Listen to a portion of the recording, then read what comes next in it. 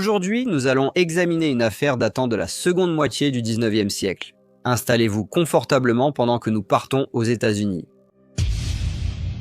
Mary Kelly est née en 1854. Sa mère est décédée alors qu'elle était encore jeune et son père a été placé dans un foyer pour anciens soldats à Dayton.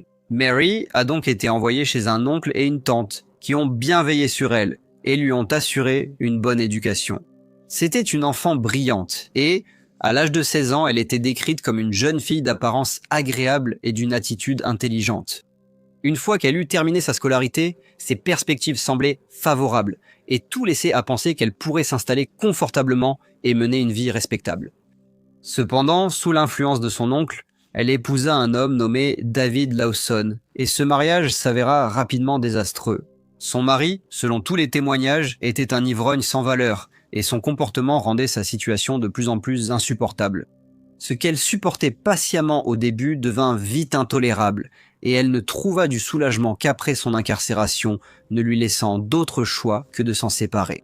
Ils ont eu un enfant ensemble, mais tragiquement, le bébé est décédé et cette perte n'a fait qu'accentuer le malheur d'un mariage déjà troublé.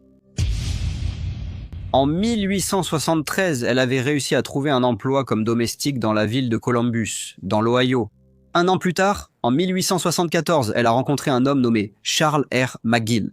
Il était très charmant et paraissait poli et sûr de lui, le genre de personne qui pouvait facilement gagner la confiance des autres. Il est né le 11 mai 1850 à Athens, dans l'Ohio, et a reçu une éducation scolaire ordinaire avant de poursuivre ses études à l'université de l'Ohio. Cependant, son séjour là-bas fut écourté par la mort de son père, ce qui l'obligea à abandonner ses études et à chercher un emploi afin d'aider sa mère, une femme considérée par ceux qui la connaissaient comme tout à fait respectable. À la recherche de travail, il se rendit à Columbus, où il apprit le métier de spécialiste de la finition du bois. Il était l'un des 9 enfants, 7 garçons et 2 filles, et à mesure qu'ils grandissaient tous, la famille s'est progressivement dispersée à travers l'État à la recherche de meilleures opportunités, s'installant dans des villes comme Cincinnati et Cleveland. C'est à Columbus que Charles s'est marié et est devenu père. À l'époque, il était généralement considéré par son entourage comme un homme bien et travailleur, menant une vie respectable.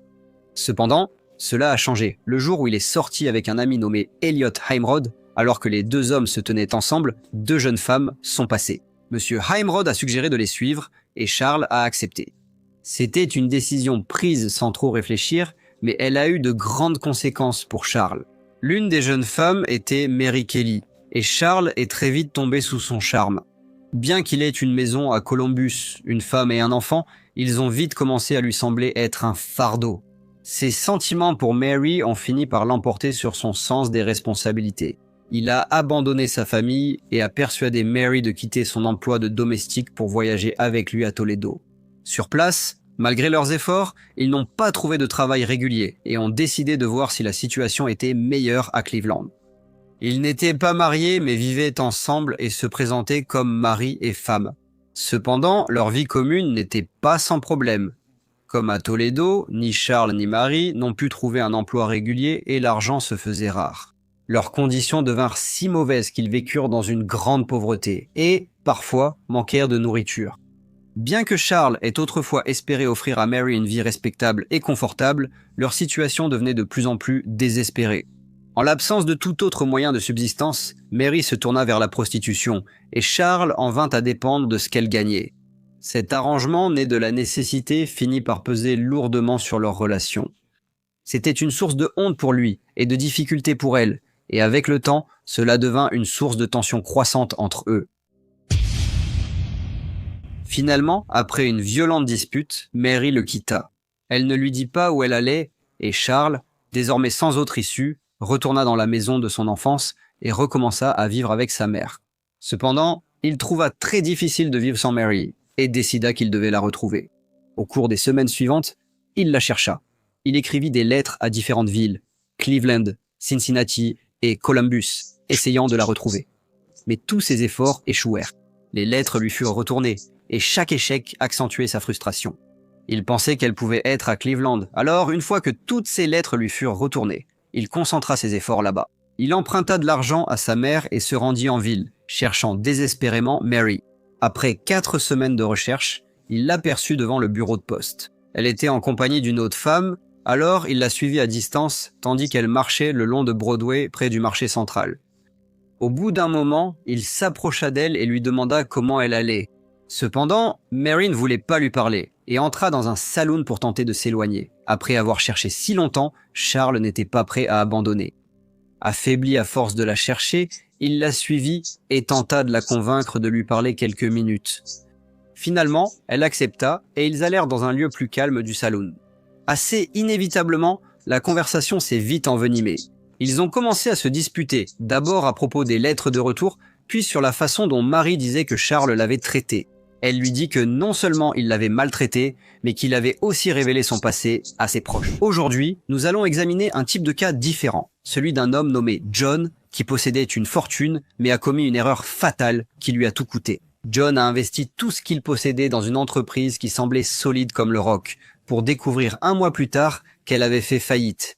Il a tout perdu, et ce n'est pas surprenant, car des études montrent que 66% des investisseurs admettent avoir pris au moins une décision d'investissement qu'ils regrettent. S'il avait eu une plateforme comme Mintos, je suis sûr que son histoire aurait été différente.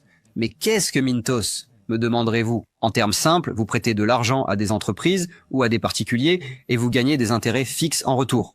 Sur la plateforme Mintos, tout est si simple. Le rendement de chaque prêt est affiché dès le début. Le risque est clair et les paiements quotidiens offrent un revenu passif prévisible. Le tout simplement. Sur la plateforme, je peux filtrer les prêts selon le rendement que je souhaite, le niveau de risque avec lequel je suis à l'aise et même la durée du prêt. Mintos propose également des portefeuilles automatisés. Donc vous n'avez pas à tout surveiller en permanence pendant que vos rendements sont réinvestis automatiquement. Avec Mintos, le rendement moyen des prêts est de presque 11%. Mintos est en activité depuis 2014, compte plus de 600 000 utilisateurs et est réglementé dans l'Union européenne sous MiFID. Et comme vous passez par ma chaîne, vous bénéficierez d'un bonus exclusif allant jusqu'à 350 € lorsque vous investissez 500 € ou plus. Cliquez sur le lien dans la description ou scannez le QR code pour en profiter. Cher vieux John, s'il avait su, vous le savez. Alors ne ratez pas cette occasion. La dispute devint si bruyante que le propriétaire du saloon intervint et les avertit tous les deux de se calmer. Charles, désormais plus cordial, tenta encore de convaincre Marie de revenir. Il lui proposa d'aller ensemble à Fort Wayne, de trouver un emploi sur le chemin de fer et lui promit d'être gentil et de veiller à ses besoins. Marie lui répéta qu'elle ne retournerait pas avec lui. Il lui demanda si elle accepterait de retourner à Columbus, mais elle refusa encore. Le regardant dans les yeux, elle lui dit qu'il était trop tard et qu'après tout ce qui s'était passé, il n'y avait plus de retour en arrière. Elle lui dit que tout ce qu'il pouvait faire, c'était la laisser tranquille. Elle quitta le saloon avec son compagnon, Charles resta. Il était en colère et bouleversé, mais n'abandonna pas ses efforts pour la reconquérir. Plus tard dans la nuit, il alla à la maison où elle habitait, au numéro 100 de Cross Street, et comprit vite que c'était une maison mal famée. Il lui dit qu'il n'avait nulle part où aller et demanda s'il pouvait rester une nuit, promettant de partir le matin. Marie accepta à contre-cœur. Au cours des heures suivantes, ils parlèrent. Charles ne cria pas et ne se mit pas en colère. Il resta calme et parla d'une voix douce, même si tout ce qu'il voulait, c'était qu'elle revienne vers lui. Le lendemain, à son réveil, il l'incita à faire ses valises et à partir avec lui, mais elle refusa encore, comme auparavant. Finalement, croyant qu'il n'avait plus aucune chance, il lui prit la main, lui dit au revoir et partit. Cependant, il ne quitta pas Cleveland et retourna dans la chambre de Marie plus tard dans la même journée. Il trouva Marie et lui demanda 5 $ pour pouvoir retourner à Columbus. Il lui expliqua traverser une période difficile et que sa mère lui avait donné de l'argent pour des vêtements et aller à Cleveland. Non seulement il avait dépensé cet argent, mais il affirma aussi avoir mis son manteau et tout ce qu'il pouvait au clou. Il lui dit qu'il tenait à elle et préférerait mourir que la perdre. À ce moment, quelque chose avait changé en lui. Après des semaines à chercher Marie, il ne pouvait accepter son refus maintenant qu'il l'avait retrouvée. Elle lui proposa de parler dans sa chambre et ils montèrent à l'étage. Marie répéta qu'elle n'irait nulle part avec lui. Elle lui rappela les épreuves traversées ensemble et que, faute de travail de sa part, elle avait dû aller dans la rue pour survivre. Elle lui confia qu'elle vivait dans sa chambre actuelle depuis 5 semaines et gagnait plus qu'avant. Elle mentionna aussi les cadeaux reçus. Elle dit qu'un monsieur lui avait donné 15 $, dont elle avait dépensé 13 pour une nouvelle robe, et elle insista sur le fait que sa vie était bonne et qu'elle n'avait aucune intention de partir. Pour Charles, c'était insupportable.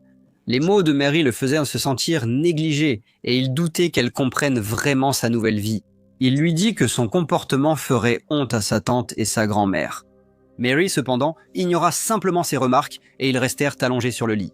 N'étant pas agressif, elle pensait qu'il avait compris la situation et qu'il partirait bientôt. Puis il plaça sa main sous sa tête et elle se détourna légèrement de lui. À ce moment-là, il sortit un revolver de sa poche et tira. Mary cria et Charles dit « Pardonne-moi », puis il tira encore et encore jusqu'à ce qu'il n'y ait plus de balles. Marie avait été touchée à la tête et au visage et elle ne bougeait plus, mais Charles rechargea calmement le revolver et, après avoir déplacé le bras de Marie sur le côté, il tira de nouveau, cette fois en visant son cœur.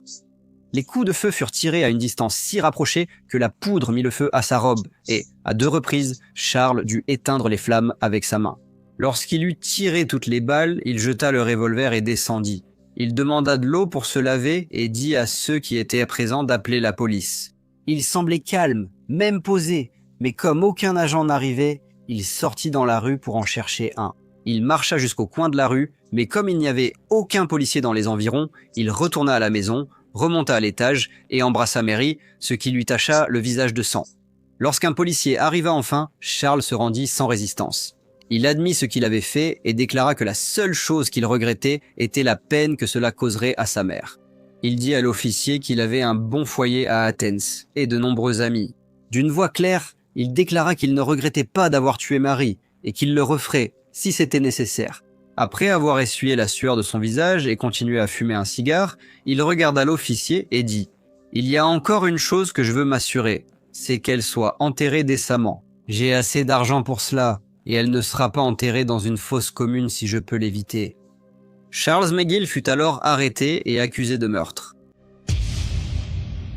L'enquête commença le lundi 3 décembre et se déroula au commissariat central sous la direction du coroner Fleidner. Le principal témoin était une jeune femme nommée Mary Campbell. Elle a dit au jury qu'elle connaissait mademoiselle Kelly depuis 3 semaines et que, les 1er et 2 décembre, elle l'avait vue en compagnie de monsieur McGill. À la question sur son apparence, mademoiselle Campbell a dit qu'il semblait très calme.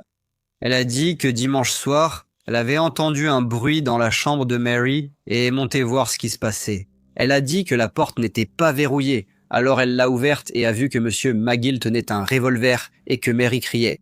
Elle a dit au jury que cela l'avait beaucoup effrayée. Alors elle a redescendu les escaliers en courant et est partie à la recherche d'un policier. Ce témoignage a été confirmé par mademoiselle Laura Lane, qui était la propriétaire de l'entreprise située au Saint, rue Cross. Les docteurs Adams et Sacrada furent les témoins suivants.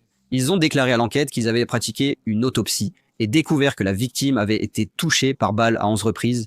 Lorsque M. McGill a témoigné, il a déclaré qu'il avait 27 ans et que la femme qu'il avait tuée en avait 24.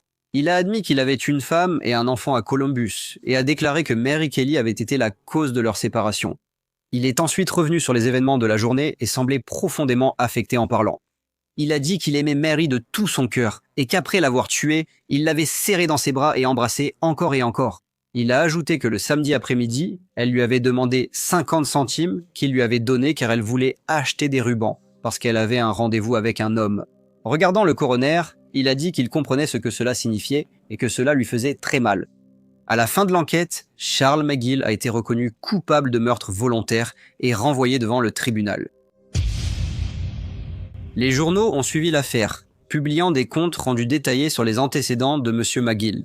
Ils ont retrouvé sa femme et l'ont décrite comme une femme soignée et respectable, et ont rapporté que 2 de ses frères avaient été emprisonnés à différentes époques. Des détails clairement destinés à jeter une ombre sur la famille. Le 2 janvier 1878, la mère de Charles lui a rendu visite dans sa cellule lors de ce qui a été décrit comme des retrouvailles profondément émouvantes. Les témoins ont remarqué la tension évidente que cela lui avait causée. En quittant la prison, bouleversée, elle a confié aux journalistes être choquée par les actes de son fils, tout en admettant qu'il pouvait parfois être quelque peu turbulent. Elle a souligné qu'il n'avait jamais montré de signes de violence. En attendant son procès, le comportement de Charles est devenu assez erratique. Il se plaignait de maux de tête et parlait de rencontrer Mary la nuit. Il a décrit des rêves et des visions dans lesquels il marchait avec elle dans des endroits étranges, remplis de personnes vêtues de blanc. À une occasion, il a même sorti un mouchoir taché de sang qu'il affirmait avoir été utilisé par elle. Le procès a finalement commencé le 19 février 1878 devant le juge McMath. Charles était défendu par S.E. Adams et W.M. Robinson, et l'accusation était représentée par John S. Hutchins et 2 assistants. La sélection d'un jury de 12 hommes a pris près de 3 jours. Lorsque la procédure a finalement commencé, malgré le fait d'avoir précédemment admis avoir tué Mary, Charles a plaidé non coupable pour cause d'aliénation mentale. Sa défense a présenté des preuves qu'il avait souffert de somnambulisme et avait reçu des coups à la tête durant son enfance. Ils ont affirmé qu'il accompagnait sa famille à l'église le dimanche et qu'il lui arrivait de s'endormir pendant l'office et de se mettre à somnambuler. Des témoins ont été présentés, certains connaissant Charles depuis son enfance, et tous ont confirmé qu'il souffrait de somnambulisme. La défense a également présenté des témoins qui avaient vu Charles se faire tabasser par 2 policiers en août 1877 et il a été affirmé que ce passage à tabac avait gravement affecté son cerveau et son état mental. Afin d'appuyer la thèse de la folie, la défense a fait appel au docteur E. H. Peck, qui avait rendu visite à M. McGill à plusieurs reprises pendant son incarcération et avait observé de près son comportement et sa conduite. Le docteur a déclaré qu'à chaque visite, le comportement de Charles lui avait paru quelque peu étrange et n'était pas tout à fait conforme à celui d'un homme rationnel. Cependant, lorsque le docteur Peck a été interrogé directement pour savoir si, selon son avis professionnel, il considérait M. McGill comme fou, l'accusation s'est immédiatement opposée et le juge a accepté l'objection, refusant que la question reçoive une réponse devant le jury. La défense a également déclaré que Charles n'avait pas initialement eu l'intention de tuer Mary, mais plutôt de mettre fin à ses propres jours. Ils ont affirmé qu'ils croyaient qu'en agissant ainsi, Mary comprendrait soudainement sa situation et se détournerait de la vie qu'elle menait, une vie que Charles considérait comme immorale. Après une semaine de témoignages et de plaidoiries, les derniers témoins ont été entendus. Les avocats de chaque partie ont ensuite longuement exposé au jury leur vision des faits et défendu leur interprétation des actions et de l'état d'esprit de M. McGill. Le juge a ensuite résumé l'affaire, exposant soigneusement la loi telle qu'elle s'appliquait. Et sur la question de la folie, le jury s'est retiré pour délibérer et l'a fait pendant 6 heures avant de revenir dans la salle d'audience avec un verdict de culpabilité pour meurtre au 1er degré. Suite à cela, le juge McMath a condamné Charles McGill à mort et a fixé la date du 28 juin 1878 pour l'exécution de la sentence. Il y a eu des efforts pour annuler le verdict et, bien qu'ils aient d'abord été rejetés, la Cour suprême a finalement accepté un nouveau procès en raison d'un vice de procédure survenu lors du premier procès. Une fois de plus, les preuves ont été examinées et, une fois de plus, la défense a tenté d'invoquer la folie comme moyen de défense. Cependant, le résultat n'a pas changé. Charles a de nouveau été reconnu coupable et à nouveau condamné à mort. À l'approche de la date de son exécution, de nouveaux appels à la clémence ont été lancés. Une délégation de Cleveland a exhorté le gouverneur à commuer la peine en réclusion à perpétuité. Mais finalement, tous ces efforts ont échoué. Le jeudi 13 février 1879, Charles R. McGill fut conduit à la potence. Ses derniers mots furent « Ne faites pas d'erreur avec cette corde ». Il fut ensuite pendu. Bonjour à tous et merci beaucoup de votre écoute. Comme d'habitude, n'hésitez pas à laisser vos commentaires ou remarques. Et j'espère vous retrouver tous lors du prochain Briefcase.